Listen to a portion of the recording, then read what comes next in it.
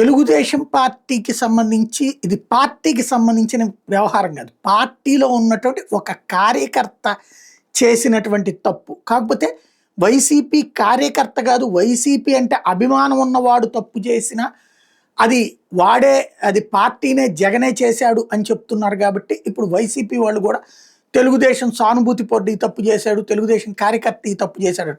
కానీ ఒక వ్యక్తి చేసిన రాక్షస చర్యకి సంబంధించినటువంటి వ్యవహారం ఇది. ఇందులో ప్రధానమైనటువంటి ఇది ఒక ఇంటికి సంబంధించి తెలుగుదేశం సింబల్తో ఉంది.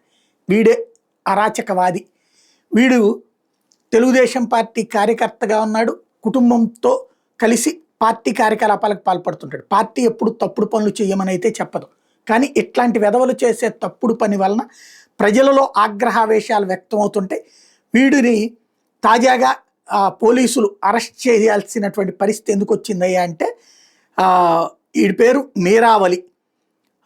తాజాగా వీడు చేసినటువంటి రాక్షసత్వం ఆకివీడులో 8 ఏళ్ల బాలిక మీద అత్యాచారానికి పాల్పడ్డాడు.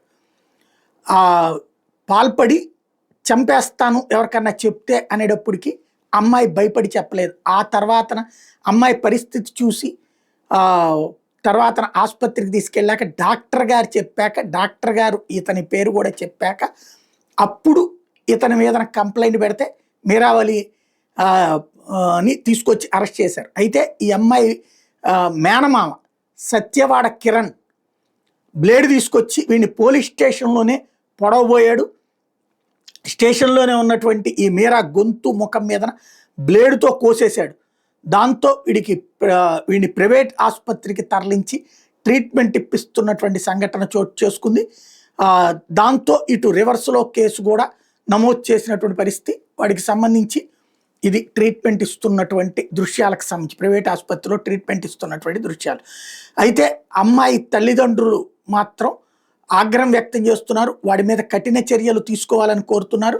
వాళ్ళు ఏం మాట్లాడుతున్నారో ఒక్కసారి విందాం.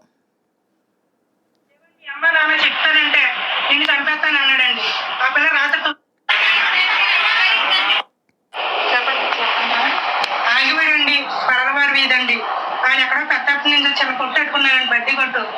ఆ పిల్ల చంటి పిల్లండి, 8వ సంవత్సరం పిల్లండి. వాడి పేరు మీరావాలండి. 12ంటికి తీసుకెళ్ళిపోయాడండి. మడత మంచి మీద తీసుకెళ్ళి పాడు చేసేసాడండి.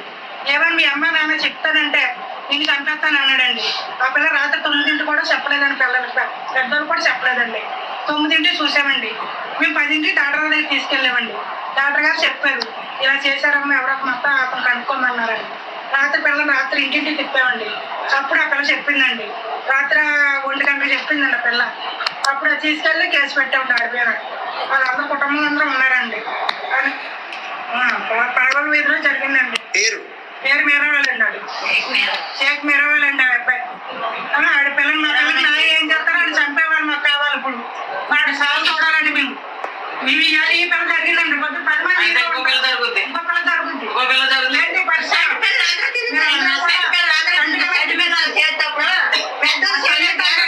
రక్తం చుక్కలాగా ఏడుతున్నారని రాత్రి తెల్లవారులు పెట్టడం పిల్లని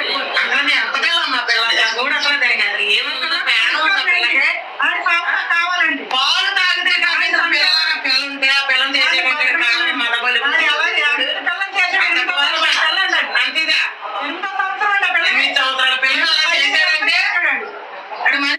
వాస్తవంగా చట్ట ప్రకారం బాధితుల ఫోటో మనం చెప్పకూడదు, బాధితురాలికి సంబంధించినటువంటి పేరు కూడా మెన్షన్ చేయకూడదు. కాబట్టి మనం ఇక్కడ ఆ పేర్లు ప్రస్తావించలేదు.